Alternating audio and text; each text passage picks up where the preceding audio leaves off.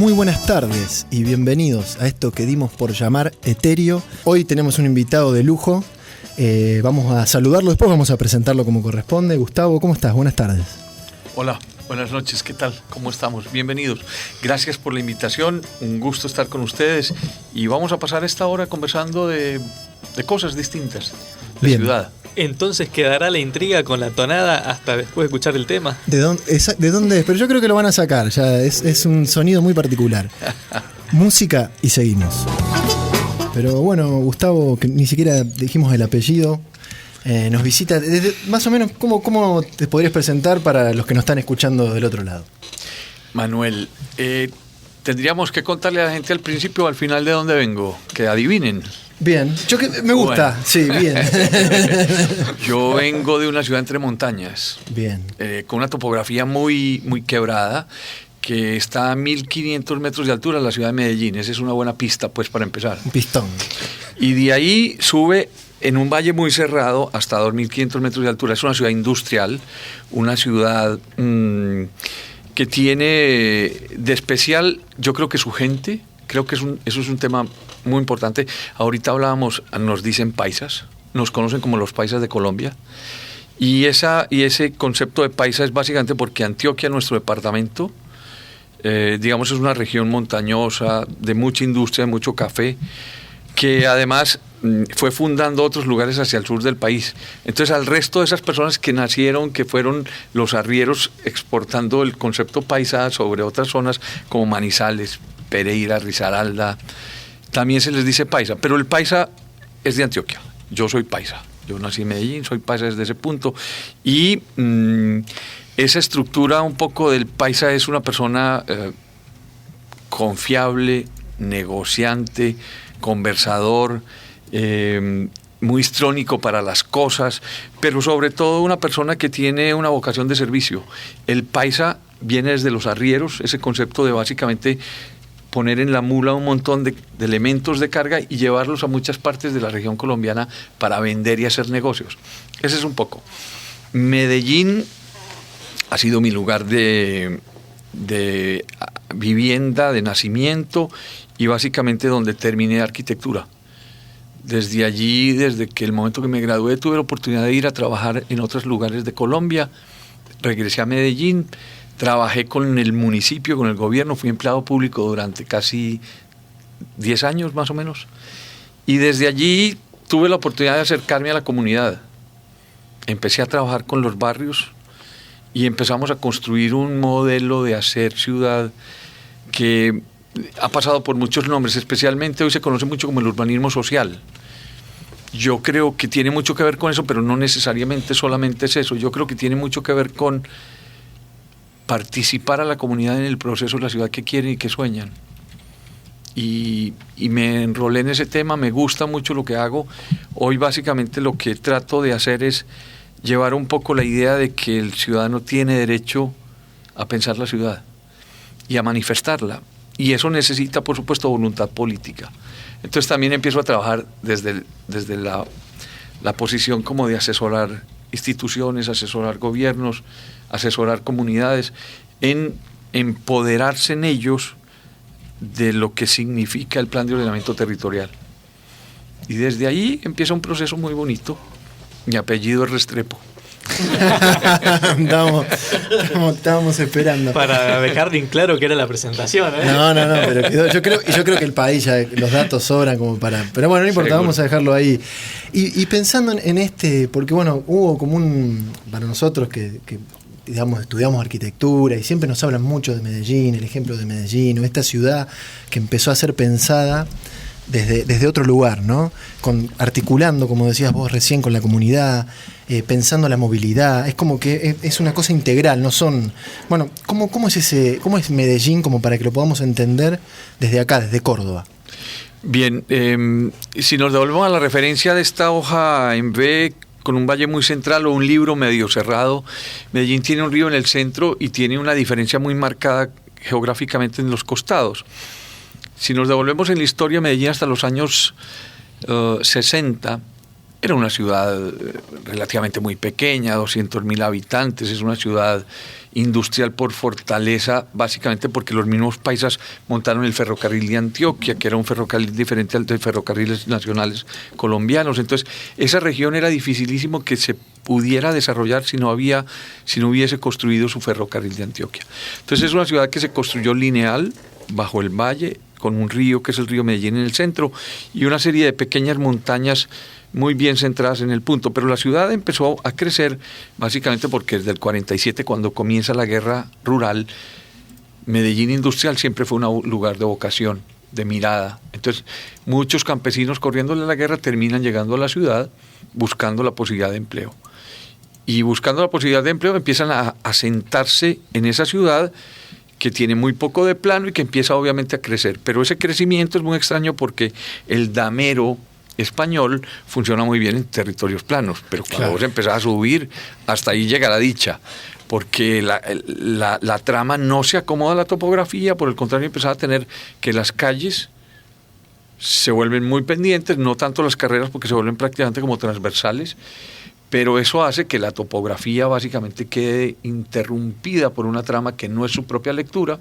La morfología urbana funciona de una manera muy extraña cuando vos la ves como reflejo, porque casi que miras al frente de la montaña y estás viendo un espejo, pero un espejo que con casi 150 afluentes de agua, pequeñas quebradas, arman unos circuitos muy distintos de lectura.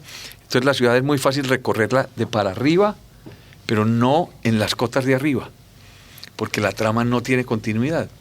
Hubo muchos elementos de ruptura y eso empieza a permitir que una ciudad crezca acelerada por el crecimiento de la gente que viene de la guerra, pero además una ciudad que después de la cota 1600, 1650 ya no está planificada, el Estado no alcanza a planificarla en todo su esplendor y en toda su visión, así que el sistema de transporte masivo se ve como no hablemos del sistema de transporte masivo todavía, hablemos del sistema de transporte público. No tenía una lectura muy clara sobre el territorio, así que funcionaba sobre calles muy pequeñas, en serpentinas muy estrechos para poder llegar a estas cotas. Y de la misma manera el Estado descuidó un poco esa planificación, la construcción de equipamientos no iba acorde a esa territorialidad.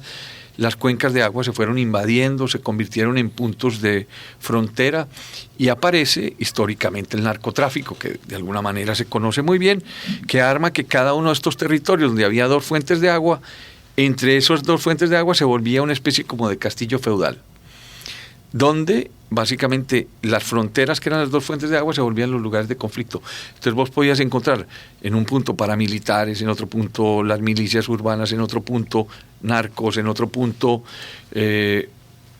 Bacrín, o un montón de familias queridas que estaban inmersas en esta disputa de la tierra. Así que fue una ciudad que a partir de los años 80 el narcotráfico arma sus propios lugares y esos propios lugares se vuelven de alguna manera zonas de conflicto interno, pero también de conflicto hacia la ciudad. Era, por ejemplo, una disputa de territorio, que todavía existe, ¿no? Hay zonas donde uno sabe que fueron los territorios de Escobar en su momento, pero están identificados por la banda de la Terraza. Pero la banda de la Terraza no terminó en su momento, todavía existe la banda de la Terraza. Hoy, digamos que, me meto en temas muy complejos, pero se conocen como la oficina de Envigado. No es Envigado, le pusieron ese punto, pero digamos que esa oficina hoy marca un montón de otras bandas que son características de cada territorio. Con esto lo que digo es que la territorialidad, desafortunadamente por la falta de gobierno o la ingobernabilidad, permitió que muchos de estos territorios se planificaran por la misma comunidad, que dieran respuestas al territorio como ellos la entendían, que manejaran el agua de alguna manera no solamente informal, sino nutriéndose de las cuencas de agua que había en los territorios, forzaron el desarrollo de la parte eléctrica. En fin, esto trae consigo un crecimiento espontáneo de la ciudad que acelera y que por supuesto marginaliza casi el 70% de la ciudad en su momento. Desde los años 80, en paralelo a este proceso, Medellín arma ciertos distintos proyectos urbanísticos, como el primero Medellín. Y esto tenía asocio con algunas entidades europeas, especialmente francesas, que venían a ayudar y a dar algunos lineamientos. Y desde allí entonces, ese proceso de desarrollo urbano, en 1987, el primer desarrollo que tiene la ciudad es pensar el sistema de transporte masivo. Y cuando se habla del transporte masivo era cómo hacer un sistema de transporte público que pudiera funcionar para la mayor cantidad de personas. Entonces se arma el sistema metro de Medellín. Estoy hablando de una ciudad todavía pujante, con visión, con claridades, pero en la mitad de una serie de conflictos urbanos, pero no todavía en el boom, social, sí. no en el boom. Por fortuna Medellín se adelanta en ese sistema y eso le da un respiro, pero un respiro que ni siquiera entendíamos a la importancia que venía a tener 20 tantos años después. ¿Qué ocurre con toda esa ciudad? Crece en una marginalidad absoluta, donde básicamente está territorializada y vandalizada, se vuelve muy complejo entrar a los territorios y llega a tener los índices más violentos, más altos de violencia urbana de Latinoamérica y del mundo. Medellín llega a tener 381 homicidios por cada 100.000 habitantes. Pero no solamente esto, trae consigo otra serie de cosas, los secuestros, las extorsiones, la privatización, entre comillas, del espacio público. Claro, estaba pensando en eso, el poder sobre... O sea, el consumo y abuso de droga en el espacio público que hacía que los niños no pudieran llegar a las áreas de deporte, por ejemplo. Pero eso y muchas otras cosas más que nos quedaríamos en este cuento. Además, y desafortunado, el que Pablo Escobar, por ejemplo, fuese referente territorial en muchas zonas. Entonces él era el que regalaba las canchas de fútbol, él era el que ponía iluminación en algunas partes, él era el que hacía barrios sociales. Entonces esto también generó un desarrollo que estaba prácticamente marginado para muchas miradas. Desde algún punto de vista es como que cumplía alguna función del Estado, ¿no? Que el Estado estaba olvidando. Seguro que sí, seguro que sí. Y con esto pues no estoy diciendo que por fortuna apareció, no. Yo lo que siento es que él daba unas miradas sobre lo que hacía falta y él tenía el poder económico para hacerlo, pero tampoco había ningún Estado que le dijera no lo hiciera. Claro, disputaba el poder. Pasa que, claro, al trabajar en el territorio, él de alguna manera obtenía, no sé, con sus habitantes, porque si uno te da una cancha de fútbol, donde está el Estado ausente, de pronto él como benefactor podría apropiarse de ese territorio. O sea, él estaba ocupando un rol que le daba también poder, ¿o no? Claro, y yo creo que tampoco lo hacía, digámoslo, no puedo medir si de pronto él tenía en ese momento el interés de la política como tal, como después sí lo demuestra. Pero lo que estaba claro es que él en ese momento favorecía comunidades, llevaba equipamientos deportivos y eso lo hizo cada vez más fuerte, lo consolidó. Pero como hacía la cancha de fútbol, también en ese momento pedía ayuda para que le ayudaran a vender droga o para conformar sus ejércitos. No soy muy fan de dedicarme a darle tanto tiempo a esta historia porque no me parece que valga la pena recordarla, sobre todo porque hay muchas cosas que son dolorosas para la historia de Medellín. Yo creo que es mucho más importante reconocer cómo se superó esa etapa. Bien. Y creo que la etapa interesante que hay que mirar desde la ciudad de Medellín es lo que ocurre luego. Es como la misma comunidad empieza a solicitar que se les ayude, que se les escuche. Son las mamás las primeras que llegan a decir: queremos a nuestros hijos vivos, no los queremos muertos. Y desde ese momento empieza entonces a haber una fuerza social que levanta la mano diciendo: vengan, entren a los barrios, vengan, acompáñenos. Y desde allí se conforman una serie de consejos o de grupos comunitarios que estructuran la posibilidad de que la ciudad entrara o el Estado entrara.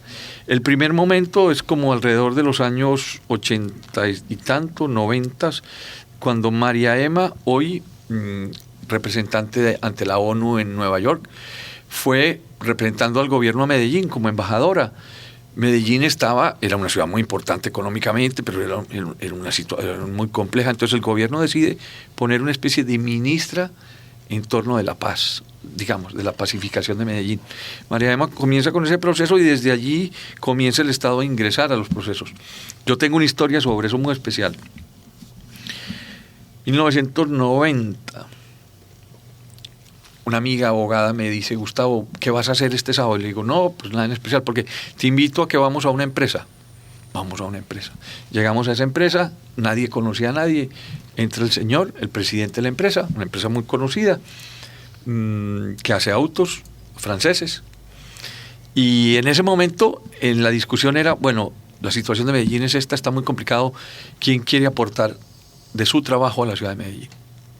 Bueno, yo creo que todos en ese momento dijimos, sabemos cuál es la situación, vamos a hacerla. Mi trabajo fue ir todos los sábados durante un año a trabajar a un barrio, en el Popular 1, o lo que conocemos como Santa Cruz, Comuna 1, Santa Cruz, a trabajar con el padre, el cura de los barrios, del barrio de Santa Cruz, a hacer proyectos comunitarios. Entonces diseñábamos, más que diseñar, íbamos a resolver baños, cocinas, una habitación más, a resolver un muro que se podía caer. Cuestiones elementales. Cuestiones elementales. Lo interesante de esto es que no éramos un partido político, no teníamos apellido ni siquiera. O sea, éramos una persona que simplemente se sumó a un grupo para apoyar. Y como yo, éramos muchísimos profesionales de muchísimos roles haciendo trabajos independientes. Básicamente sembrando la semilla, creo yo, de lo que después germina en un proceso de construcción de ciudadanía muy fuerte en cada uno de los barrios. Creo que ese fue el inicio de lo que hoy conocemos como el urbanismo social. O sea que es una de las claves donde la transformación urbana a partir de los actores sociales, esta articulación entre... ¿A eso sería? Del compromiso social. Bien. Desde los privados. Y yo hoy insisto mucho en eso, visto desde las APP, Asociación Público-Privada, pero que no se puede confundir con lo que hoy conocemos como darle a un concesionario el peaje de una vía. Esa es una manera de entender una asociación público-privada, pero hay muchas otras. Muchas de ellas son las fundaciones, las ONGs, mucho de lo que conocemos. Son el trabajo de una persona en un territorio que aplica todo su conocimiento para que las cosas funcionen mejor, especialmente en territorios subnormales o territorios de periferia, aunque tenemos periferias internas también. Pero básicamente es desde esa idea que yo creo y convoco, y hoy se está haciendo en Córdoba, ese mismo modelo es básicamente la consolidación de unos grupos que aquí los llamamos consejos barriales, para que en esos consejos barriales las ONGs, las asociaciones, las fábricas, las empresas, una persona individual, un artista, el que quiera, puede vincularse a ese proceso con el fin básicamente de articular desarrollos comunitarios, que en algunos casos se consolidan a través de proyectos muy específicos urbanos, edificios, rutas seguras, calles, pero también muchas otras acciones como desarrollar una zumbatón, como se hizo en Villa Libertador este fin de semana, que tiene mucho que ver básicamente con articular para que la comunidad se sienta comprometida con algo, con un proceso. Creo que la mejor manera que Medellín entendió para salir de su gran conflicto fue entender que cada uno de los paisas teníamos que poner un compromiso. Porque se lo venía contando a Mariano ahora, y era esto. Miren, muchas veces señalamos a los chicos de las barriadas como los chicos, es que ese chico consume droga y es un ladrón y es una... Yo me hago esta pregunta y soy muy respetuoso en plantearla. La persona que se pasa un semáforo en rojo, la persona que saca la basura a la hora que no es y la pone en la calle y no importa que después lleguen los perros y los dañen, o la persona que además ni siquiera respeta a la persona que está pasando la cebra, o miremos todo desde todos los códigos de comportamiento urbano y entonces veámonos en qué posición estamos, porque creo que muchas veces también no estamos dando el ejemplo necesario para que ese chico no haga eso. Y creo que en la construcción de la sociedad está precisamente el compromiso de todos. Esto es lo que conocíamos como construcción social del espacio urbano, es el urbanismo participativo, ¿no? De esto que nos estás hablando, de una construcción conjunta, una co-construcción, digamos, ¿no? Sí, Franco, mira, tiene que ver con todo eso. Uno es la co-construcción precisamente de las ideas y el respeto por la vida, que es, yo educo con el ejemplo, el Estado debe educar con el ejemplo. El ejemplo tiene que ver en todo, tiene que ver en una licitación pública, en un concurso público, en la manera en cómo la obra se hace, en la manera y en las palabras que se dicen. O sea, uno educa con el ejemplo, yo creo que el Estado educa con el ejemplo. Y en la medida en que nosotros coparticipemos la construcción de ciudad, estamos educando con el ejemplo. Hablo de la voluntad política desde esa perspectiva. Entonces me parece que esa es una buena manera. Cuando el Estado es capaz de decirle a los ciudadanos, bueno, piense por dónde debería haber un lugar iluminado, o piense dónde podríamos y cómo podríamos organizar la basura, o díganos cuáles son las principales dificultades, pónganse de acuerdo, denos esto. Eso es lo que nosotros creemos que es la coparticipación y la construcción de urbanismo social en común. Pero tiene que ver también con otras cosas.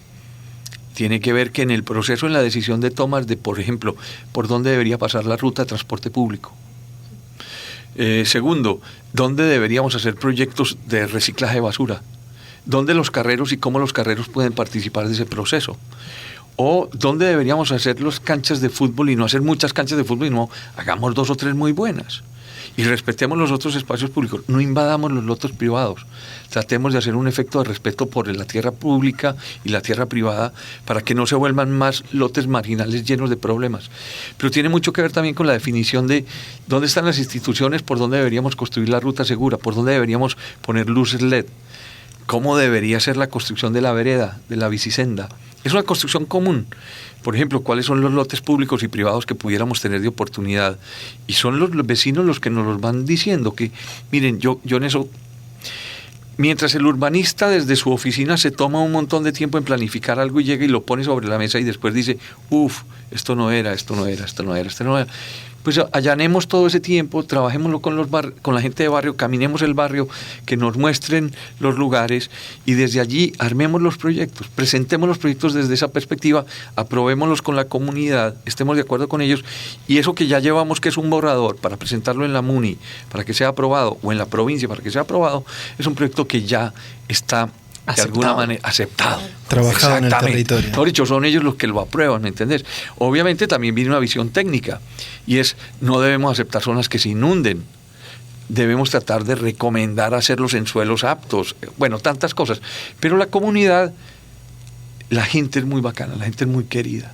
Y la gente es capaz de entender esas cosas cuando vos le decís la verdad. Cuando no estás manipulando nada. Entonces, hemos ido tratando de hacer eso y funciona. Medellín aprendió a hacer eso y hoy, por fortuna, Medellín tiene un sueño. Nosotros partimos del sueño, es escribir un plan de desarrollo local. Las 16 comunas de Medellín más los 4 corregimientos en ese territorio tienen un plan de desarrollo local. Tienen un libro escrito y ese libro escrito dice cuáles son los proyectos que deberían priorizarse y sueñan desde un parque hasta un sistema de transporte masivo. O sea, hasta un metrocable, por ejemplo, cosas costosísimas, pero que no importa el costo. Por eso yo insisto que las ideas son más importantes que el dinero.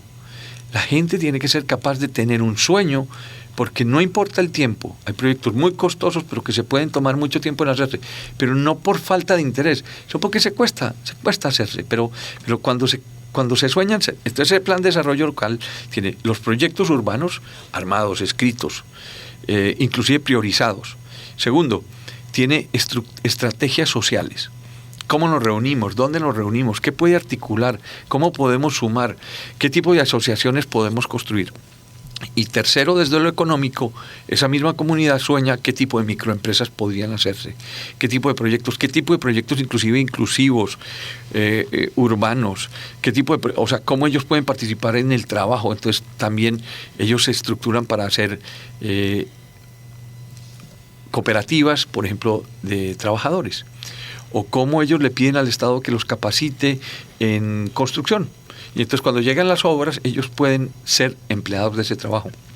Pero se montan muchas pymes. En Medellín, por ejemplo, en el sistema de transporte masivo, hemos logrado consolidar 10 CEDESOS, Centros de Desarrollo Empresarial Zonal. En esos CEDESOS que están muy cerca de los sistemas de transporte masivo, cuando la gente se baja del transporte, puede ir a este lugar, se capacita en pymes, en generación de negocios. Si vos sabes hacer empanadas, sabes hacer ropitas y sabes hacer muchas cosas, vas allá, te capacitas, te enseñan a manejar dinero, no solamente te capacitan en hacer las arepas o en hacer las empanadas, sino en cómo manejar dinero. Inmediatamente tengas esos 2 cursos que no se toma más de 3 meses, esa persona recibe un microcrédito. Ese microcrédito se lo da el Banco de las Oportunidades, que es el municipio. Al año, si esta persona demostró que su empresa arrancó, le condonan la deuda. no debe más al Estado, pero te obliga inmediatamente a que ya debes formalizar tu empresa para que puedas empezar a venderle a las tiendas. Entonces te capacitan en mercadeo, te presentan los tenderos, las tiendas del barrio y te dicen, bueno, produzca para estas tiendas del barrio. Al año, si la persona demuestra que es capaz de atender con sus negocios a estas tiendas de barrio, inmediatamente le presentan la oportunidad de los otros 9 sedesos de la ciudad y le permiten de alguna manera exportar entre la ciudad. Yo vendo muy buenas arepas aquí y ya soy capaz de atender 10 tiendas, entonces ya he formado 2 o 3 empleados míos que me ayudan, entonces ya le vendo allá. Y cuando cierro el círculo de este proceso, inmediatamente recibe una capacitación y le dan código de barras para que le venda a los almacenes de gran superficie. Pero es el Estado el que lo acompaña en todo el proceso. Esto tiene mucho que ver con esto. Miren, nadie participa en lo urbano cuando no tiene resuelto su problema económico. Pero una persona de estas que le demuestra a sus vecinos que se puede y que el Estado lo acompaña, se vuelve un líder. Ese líder educa, porque él también termina educando, siendo ejemplo en su barrio, que suma más gente para hacer una ciudad más competitiva. Cuando la ciudad es más competitiva, formaliza sus negocios, tiene empleados que están sobre la legalidad y eso ayuda a tener toda una rueda de mejoremos el sistema de transporte, mejoremos los sedesos, pongamos bibliotecas, pongamos rutas seguras, hagamos parques, porque es toda una construcción de ciudadanía. Con esto insisto que durante el proceso de construir una biblioteca que se toma casi 18 meses, el ciudadano no solamente espera una biblioteca, espera la construcción de un mejor ciudadano. Lo que hacemos en los consejos barriales hoy en Córdoba, y estoy combinando temas, es que es más importante que nuestros vecinos sean gestores de su propio desarrollo el día que nosotros no estemos, pero que las obras queden concluidas. Pero lo importante es la transformación social, porque lo que realmente va a pacificar el territorio es el ejemplo de sus propios vecinos que fueron capaces de aceptar el emprenderismo que estamos haciendo a través de la Secretaría de Desarrollo Empresarial o la Secretaría de Desarrollo de Políticas Comunitarias que articula todo este tema, o la Secretaría o la Agencia Joven o de Córdoba Deportes, o todas estas acciones que se están haciendo desde la provincia, articuladas a través de los consejos barriales, mientras consolidamos un proyecto urbano, se dan esas oportunidades. Entonces, no estamos haciendo una obra, digamos, de infraestructura solamente, estamos haciendo una obra de trabajo donde el urbanismo social articulado tiene todo que dar.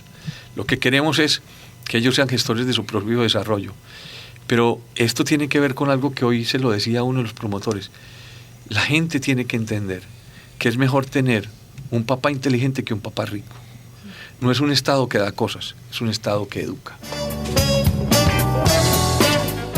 Hola, ¿qué tal? Mi nombre es Robinson Posada, yo soy actor, director de teatro, dramaturgo, humorista, escritor y comprometido con los procesos sociales y artísticos de Colombia.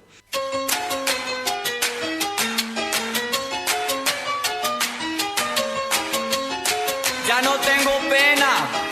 ¡Chao! ¡Dice! Soy de la comuna nororiental de Medellín, barrio Manrique, barrio de mis amores, un barrio que tuvo una problemática muy difícil frente al asunto de la violencia, frente al asunto de la plomonía, que así la llamábamos en la época, y que a través de eso me monté en el proceso de ser artista. Digo que soy un rescatado del arte porque de mi generación quedamos muy pocos de esa época. El asunto de las armas, de la violencia, se robaron a muchos jóvenes de nuestra comuna. Y yo puedo decirlo abiertamente que gracias al teatro soy un salvado de la violencia. Va sacando severendo fierro, severendo trueno, 38 largo niquelao, antigüella, cacha ortopédica. Me pongo en el escenario y desde ahí convoco. Tengo varias puestas en escena, tenemos varios personajes artísticos, pero uno en especial, que es un personaje que es el que convoca y llama y se ha robado el corazón de colombianos y de latinoamericanos, que se llama el parcero del barrio popular número 8. ¡Ey, mijo, no salga! Ve al barrio la violencia, le grita mamá. Pero él le dice, relájese, escucha, hombre, se monta en la moto y ram, dan, dan, dan, dan, dan, y se va. Es un personaje traído desde el teatro, creado desde la cuentería.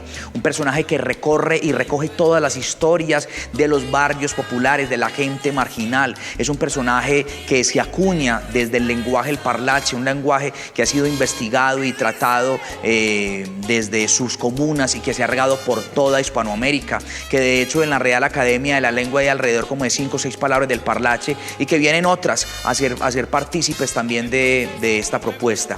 Es un trabajo muy diciente, es un trabajo lleno de memoria, es un trabajo visceral que nace desde las comunas de Medellín. Bueno, mi nombre es Alexander González y soy el director administrativo de la Fundación para la Nueva Vida, Funuvida.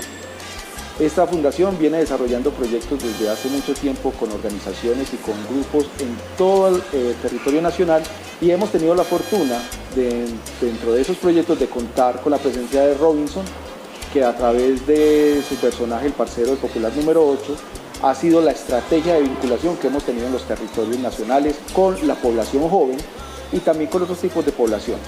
Desde la institución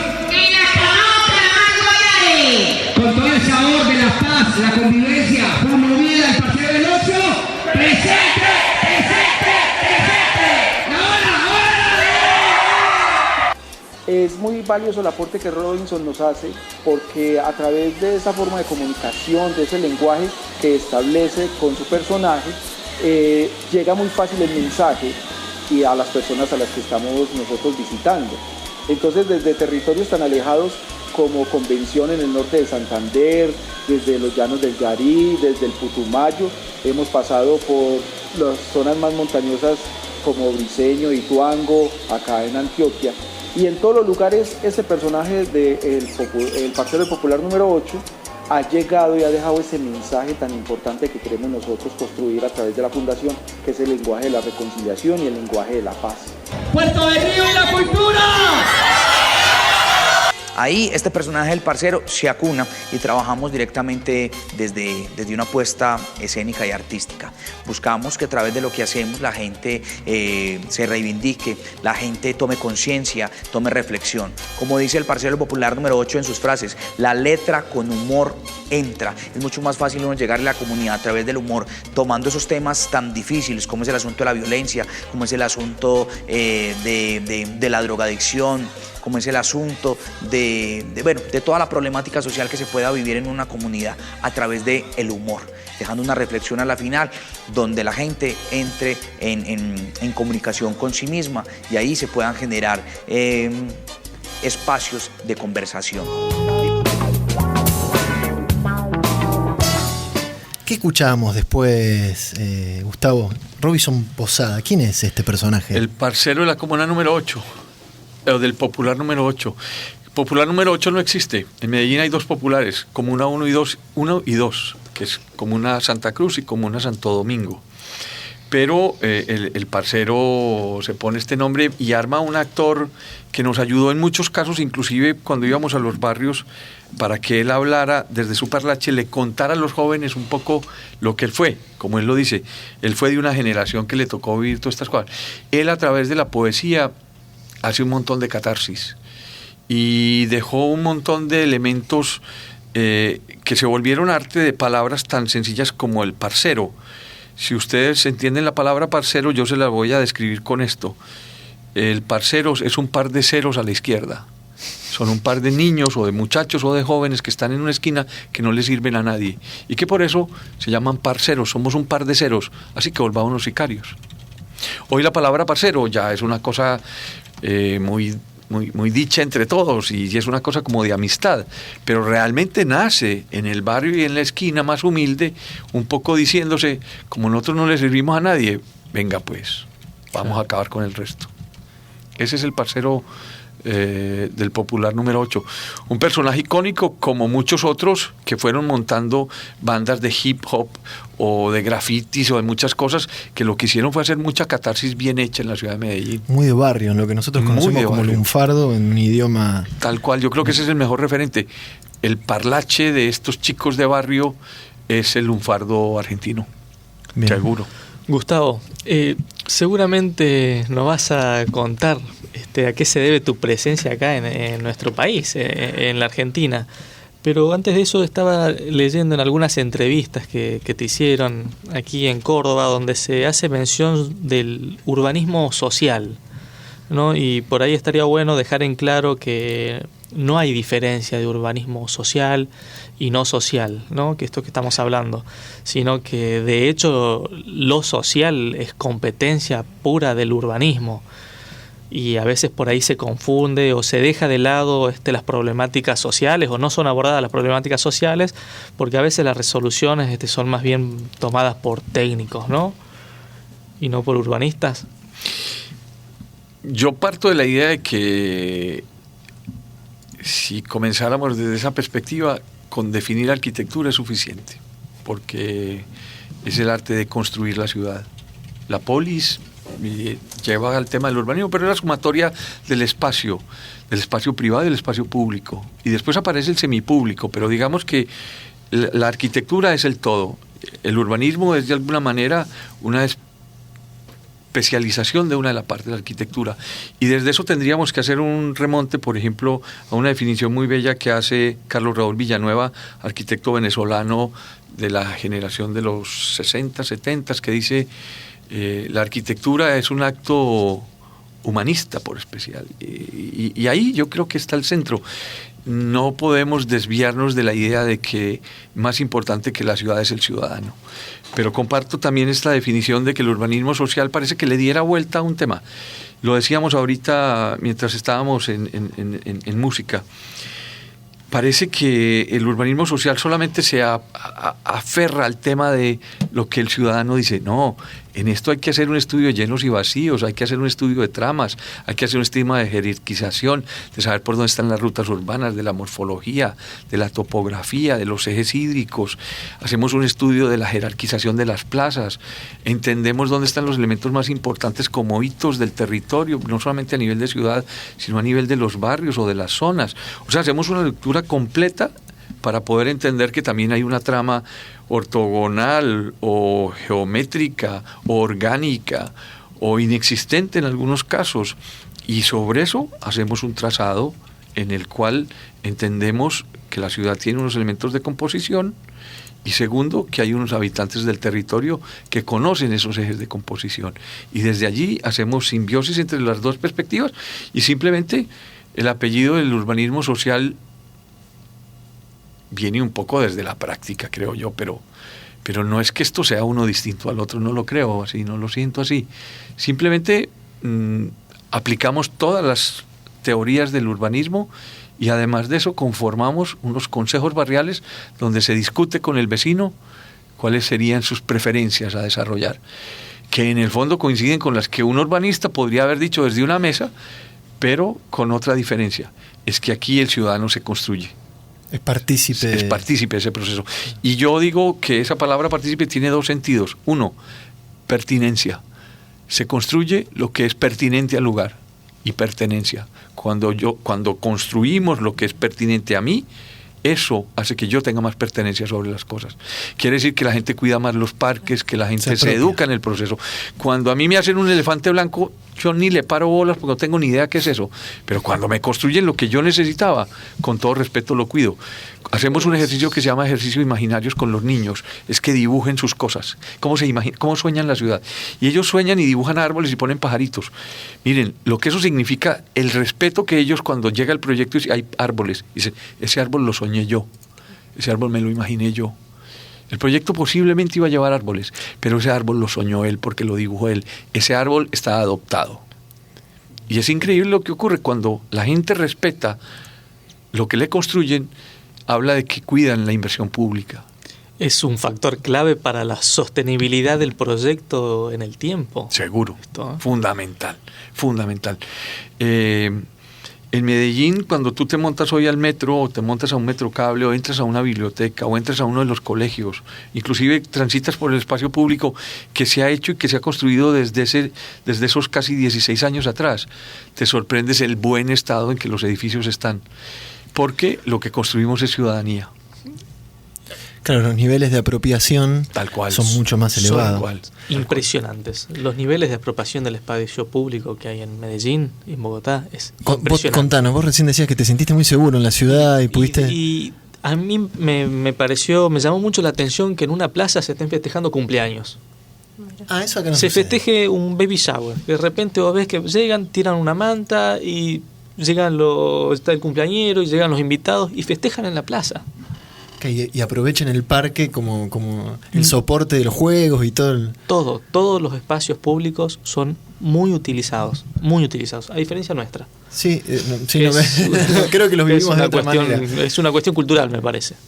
Y viniendo ya un poco más a nuestra ciudad, no sé si nuestra provincia, porque creo que nuestra ciudad tiene reminiscencias con Medellín por la topografía que nos explicabas primero, pero ¿qué te trae a nuestra provincia? ¿Qué trabajo estás ahora impulsando? ¿Hay algo ahí? Sí, yo he tenido la fortuna de venir a Córdoba desde el 2012 porque a raíz de un proyecto que tuvimos oportunidad de ganar el premio oro para la cementera Holcim en Latinoamérica, nos permitió estar visitando y acompañando la invitación a muchos arquitectos, estudiantes de arquitectura, a que participaran en el concurso. Entonces, desde 2012 he tenido oportunidad de venir.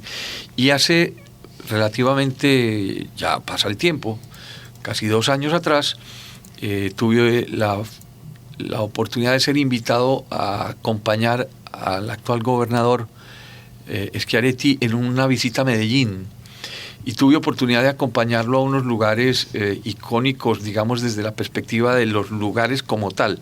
Tuve oportunidad de acompañarlo a la Comuna 13, de llevarlo a la Comuna 13 y mostrarle no solamente el recorrido de las hoy transformación de las escaleras, sino de lo que ha implicado la transformación de las escaleras. Inclusive, pues una situación muy simpática fue que nos alcanzó la noche estando dentro de la Comuna 13 y el gobernador me dijo: Gustavo, estamos en buenas horas. Le dije: gobernador, estamos con los vecinos, tranquilo. Era un noviembre, a finales empezaba diciembre, así que la fiesta ya se sentía un poco. Y la verdad fue que la salida y la pregunta de la gente que le hacían, que por qué estaban allá, que cómo se sentían, los invitaron pues a conversar un poco. La percepción de la ciudad de Medellín es un poco lo que transmites ahorita, y es que se siente muy bien. Digo, para el extranjero siente que la utilización del espacio público no es una negación. Y esto, después también estuvimos en el paredón de fusilamiento de la comuna número 2 en Santo Domingo, pasamos un poco por los metrocables, tuvimos oportunidad de estar en distintos parques, y bueno, desde allá para acá el gobernador me pidió que fuera su asesor en un plan de política pública, de urbanización de política pública, y venimos acompañando entonces un ejercicio desde hoy la Secretaría de Políticas de Desarrollo Comunitario, desde el Ministerio de Seguridad, desde el Ministerio de Gobierno, en el tema de seguridad, para el ministro Macei, en el que venimos haciendo un trabajo articulado entre policía barrial, con seguridad ciudadana, donde está el secretario Diego Jack. En el de Desarrollo de Políticas Comunitarias está Oscar Arias. Y venimos entonces articulando, no solamente las acciones desde las políticas o propuestas o planes o proyectos del Estado, que se articulan con comunidad. Eso quiere decir, se está fortaleciendo las pymes, la parte económica que hablábamos ahorita. Oscar Arias de la Luciérnaga. Sí, señor. Sí. Sí, señor. Se está fortaleciendo todo el tema del trabajo social con los consejos barriales. Hoy, dado por el gobernador como ordenanza para que no se desarmen en el tiempo. Esto tiene que ver con un tema muy importante ahorita, no me dejen olvidar, políticas públicas de continuidad. Las cosas no se pueden cambiar cada 4 años. Bueno, y desde el urbanismo venimos haciendo acciones concretas con varios temas. Uno de ellos son rutas seguras. Estamos definiendo, bueno, lo primero que hicimos un barrido en la ciudad de Córdoba capital, ahora vamos a empezar a llegar a otras ciudades, donde dividimos los territorios por cuadrantes. Son los distritos electorales, 14 y sus subdistritos. Y en cada uno de estos se hizo una evaluación desde desempleo, falta de educación o oportunidad de acceso a la educación y lugares donde un chico hubiese podido repetir 2 veces a la cárcel. Entonces empezamos a identificar cuáles son los lugares. Esto nos dio un semáforo. Y luego cruzamos también vulnerabilidad desde la falta de infraestructura, de acueducto, alcantarillado o cloacas, agua potable, energía, zonas de riesgo, transporte público, y cruzamos esta información. Nos dio 44 zonas en rojo. En esas 44 zonas en rojo, hoy vamos en 28 cuadrantes articulando los consejos barriales. Esperamos que a final del próximo año estemos en los 44 completos, y no estamos dejándolos en verde y en amarillo libres, sino que también estamos articulando otras cosas. También se están haciendo consejos barriales. Entonces, rutas seguras tienen que ver con iluminación LED, estamos tratando de mejorar cordón cuneta, estamos tratando de mejorar que el asfalto o el concreto esté en muy buen estado, y donde no, ponemos 0,20 inicialmente, pero también con esto quiero decir que no solamente trabajamos articulados con 7 ministerios y las agencias y las secretarías de la provincia, sino que también en esa mesa está la municipalidad, que viene haciendo un trabajo también articulado al proceso. Hay que reconocer, es un trabajo, digamos, entre todos para salir adelante.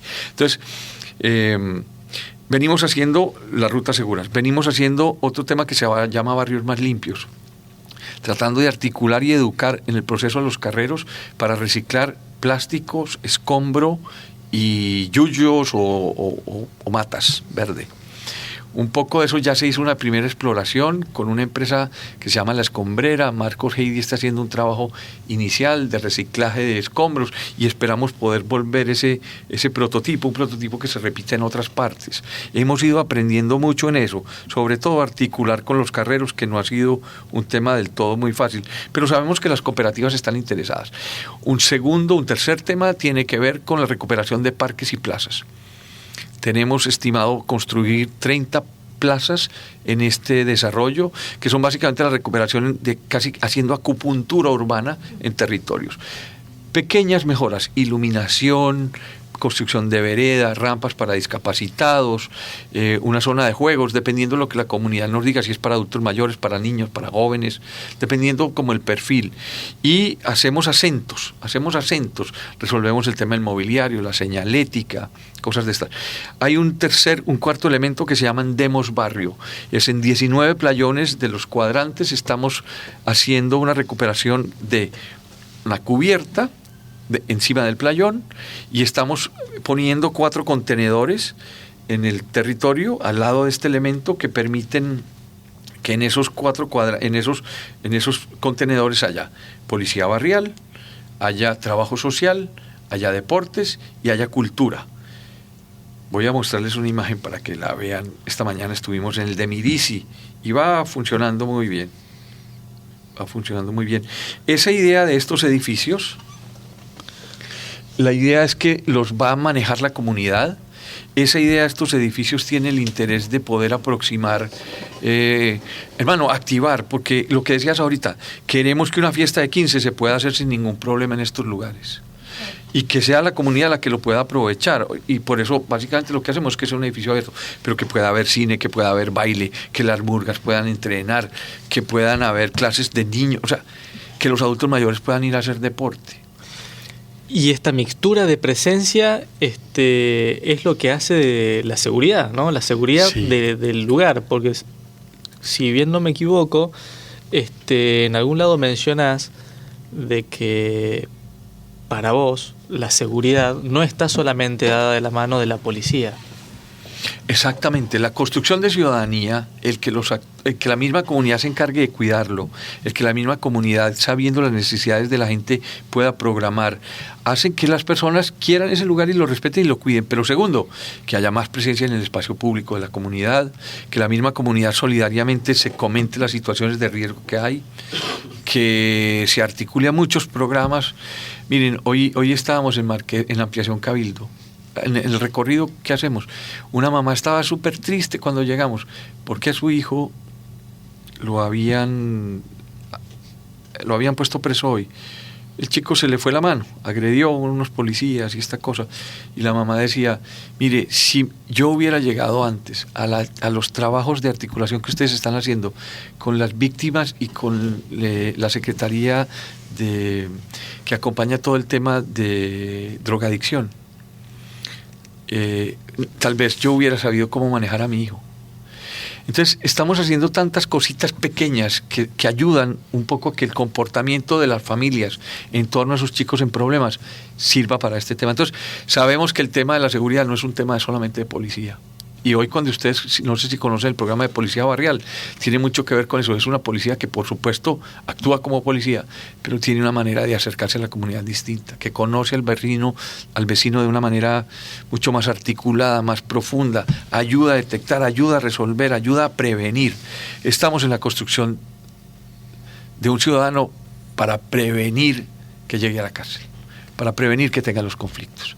Y creemos que eso se logra precisamente haciendo obras en las cuales ellos se sientan comprometidos con el proceso, pero que sientan que esa obra tiene un sentido. Yo les voy a contar esto muy sencillo. Miren, los niños en Latinoamérica y los niños en Argentina están olvidando jugar. Muchos de los chicos en estas villas no tienen juegos, no saben jugar. Y desafortunadamente una persona que pierde la oportunidad de jugar, pierde la oportunidad de la legalidad. No sabe perder y resuelve la pérdida de otras maneras. Pero como no sabe qué son las reglas para ganar o para jugar, no sabe tener reglas para la vida. Los niños necesitan volver a jugar. Estos espacios que estamos haciendo como los Demos Barrio, y el último proyecto, que es el quinto, que son demos, son proyectos de lotes de 2.800 metros cuadrados, construcciones de 1.800 metros cuadrados. Tienen canchas sintéticas para jugar fútbol, cancha de placa para jugar baloncesto y voleibol. Tienen estos metros cuadrados construidos con aulas, con enfermería, con espacio, con un Zoom para poder articular muchas temas como la cultura, la música, estaciones de radio, para que el Consejo Barrial tenga un punto de referencia, donde va a haber policía barrial también, donde articulamos muchas cosas, pero volvemos al tema, educar con el juego. Tenemos que educar a través del juego y generar muchas otras oportunidades, pero nuestros chicos necesitan aprender a jugar otra vez. La legalidad es fundamental y se construye. Bien. Gustavo, con esto que estábamos hablando en el bloque anterior, creo que nos quedó claro de que para una resolución urbana no es necesario un urbanista o un grupo de urbanistas, sino un grupo mucho más heterogéneo, ¿no? Se debería trabajar con la interdisciplina, con la transdisciplinaridad, con los vecinos. Eso creo que nos quedó claro. Y un factor que no menos importante, sino yo creo que debe ser uno de los más importantes, es que es el Estado, ¿no? El Estado que debe acompañar todas estas acciones, y acciones que no se dan en corto plazo, sino que superan por ahí las fechas electorales. Entonces, ¿puede ser un factor clave en la continuidad del tiempo? Que por ahí las políticas sean más políticas de Estado y no políticas de partido. Franco, yo creo que tomás el tema como es. Ese es creo que el centro de la conversación. Es imposible pensar que una ciudad transformadora pueda consolidarse en 4 años.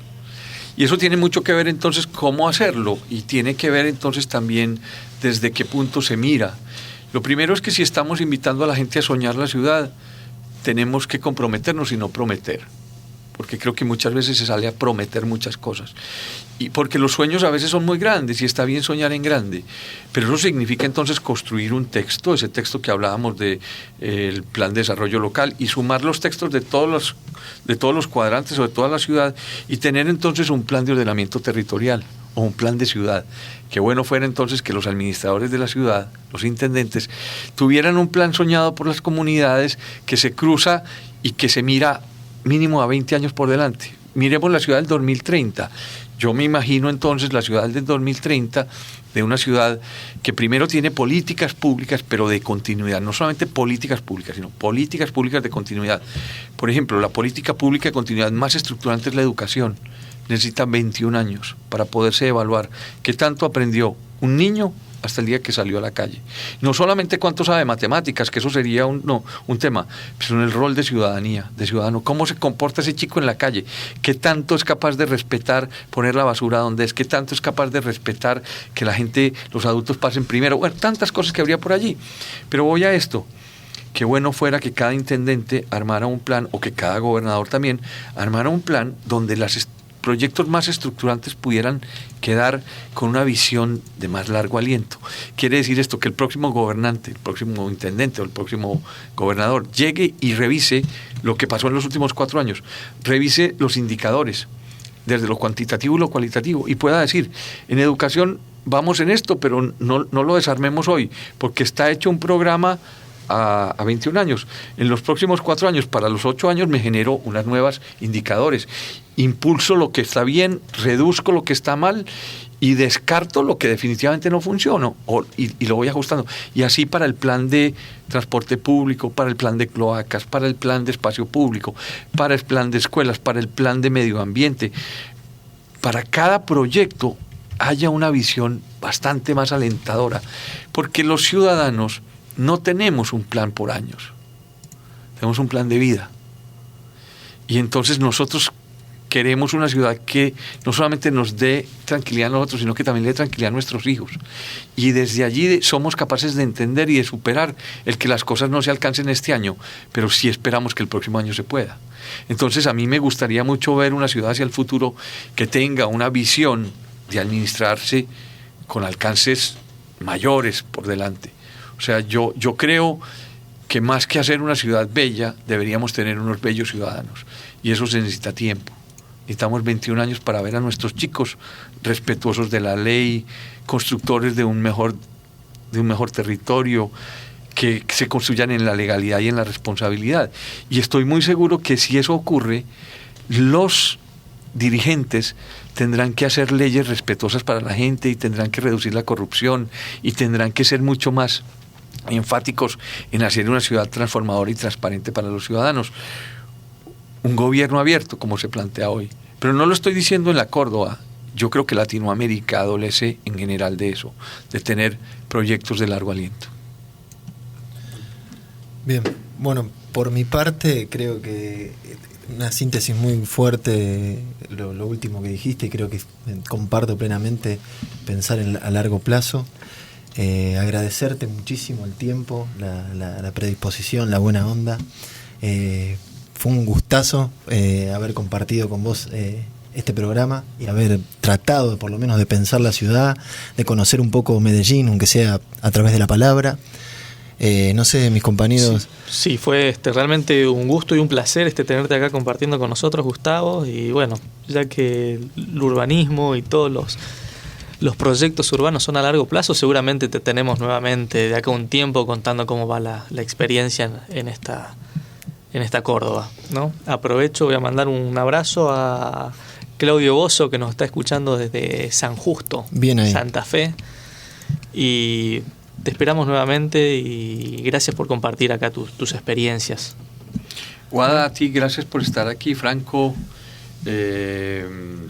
Manuel, y a Mariano, que fue el que hace unos días, un día por allá se le ocurrió que qué rico que nos encontráramos aquí. Muchas gracias por la invitación.